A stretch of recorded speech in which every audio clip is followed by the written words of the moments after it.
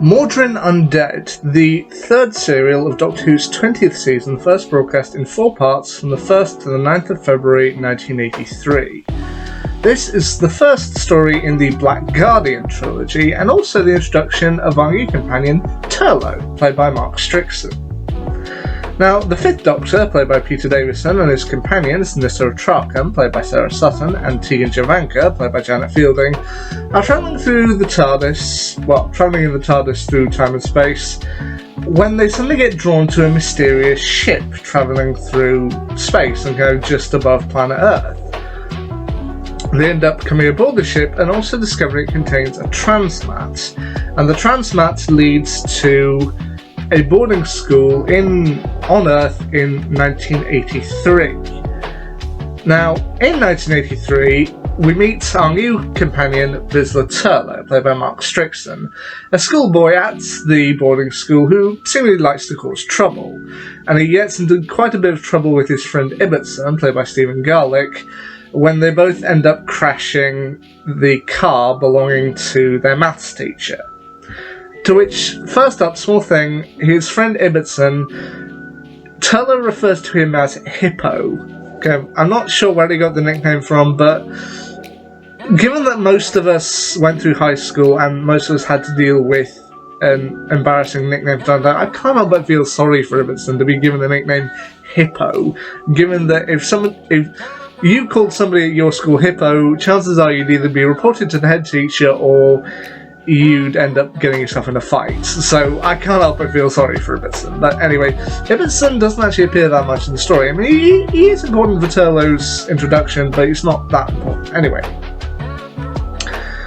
Anyway, as I said, they find that the transmat leads to 1983, and the Doctor goes down there and finds that the maths teacher who I discovered is actually the retired Brigadier Alistair Gordon Lethbridge-Stewart, formerly of Units, and played once again by Nicholas Courtney.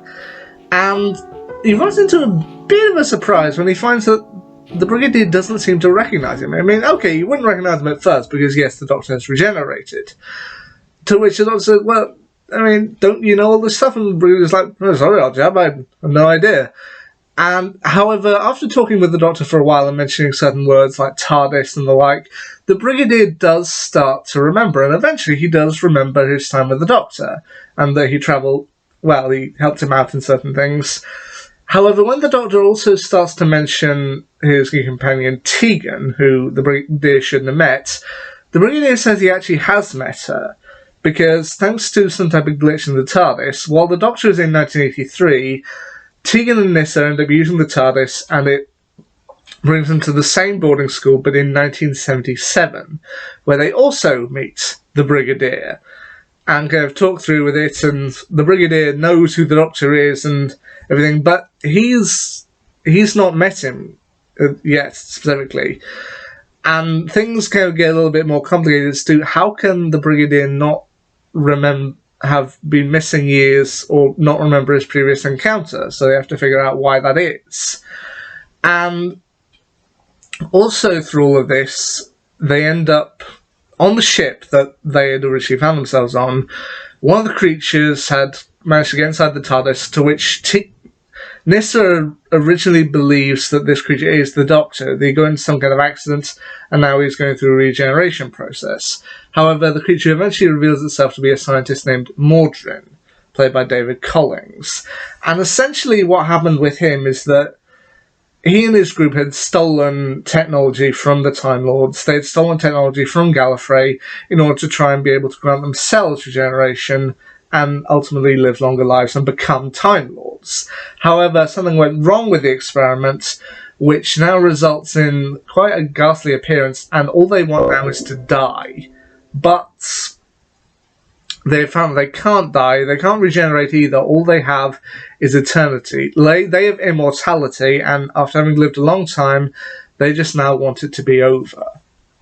But, as the Doctor soon discovers, for it to be over for them, he will have to give up his regenerations, and things become a lot more complicated. Now, I did also mention this is the start of the Black Guardian trilogy, to which the Black Guardian is played by Valentin Dayal, and he is kind of speaking with Turlough through a crystal that Turlough has, and it turns out Turlough isn't actually human. He's actually an alien. He's been kind of banished from his own planet, and he just wants to get home. To which he agrees a deal with the Black Guardian that if he can find a way to kill the Doctor, then he'll be allowed to go home. To which Turlough is sort of working against them. But the Black Guardian kind of makes things a lot more complicated and tries to warn and guide Turlough in certain directions. To which, yeah, that brings an interesting element to the story. Now, with season 20, to celebrate 20 years of Doctor Who on TV, the writers and creators of the show, they wanted to do a series where every single serial would feature a returning monster or character. For example, they had the return of Omega in Arc of Infinity, they had the Mara in Snake Dance, the Black Guardian, who returns in this trilogy, also the Master in The King's Demons, and for the 50th anniversary special story, The Five Doctors, they brought back a load of stuff. A load of classic Doctors, a load of classic companions. They also brought back the Daleks, the Cybermen, and Rassilon, as well as the Master. So, yeah, bringing back the Black Guardian here, that's the reason why he's here. Now, the Black Guardian had previously appeared in Doctor Who during the Key to Time season, back in season 16 in 1989. To which, I don't know if he was, I can't remember if he was played by Valentine Dale here, if he was there as well. If he was, good. Anyway. Also, with Turlough being at the boarding school, it does remind me of a line that Jane Lynch had in her Emmy opening from, I think, 2013 or 2011 or whatever, to which it's a world where high school students look roughly 24, which apparently Mark Strickson was 24 at the time. So, yeah, see, I mean, he's in the kind of sweet spot where he doesn't look too old to be attending a boarding school, but he is 24, and this is supposed to be a high school boarding school, to which, yeah. To which, the other thing I do quickly want to mention about Mark Strickson in this particular story is his hair.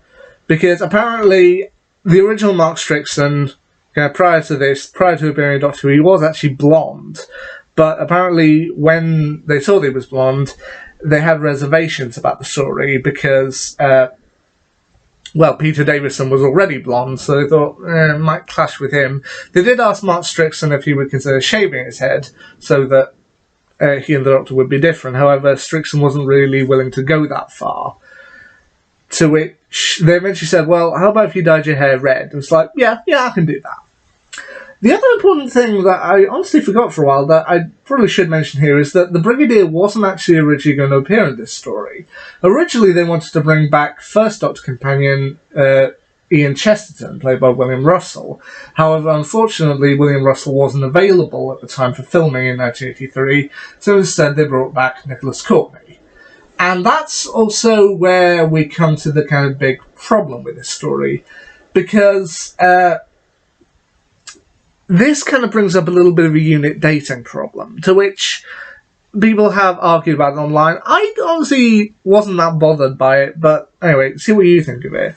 Because the unit dating problem comes about because the last time we saw the Brigadier was in 1975's Terror of the Zygons. I mean, we heard him mentioned in the years since in the Android Invasion and the Seeds of Doom, but we haven't actually seen him since Terror of the Zygons.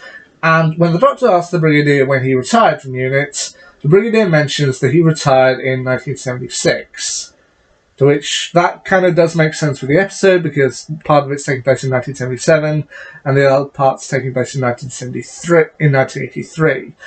The problem arises because the Brigadier says he retired in 1976.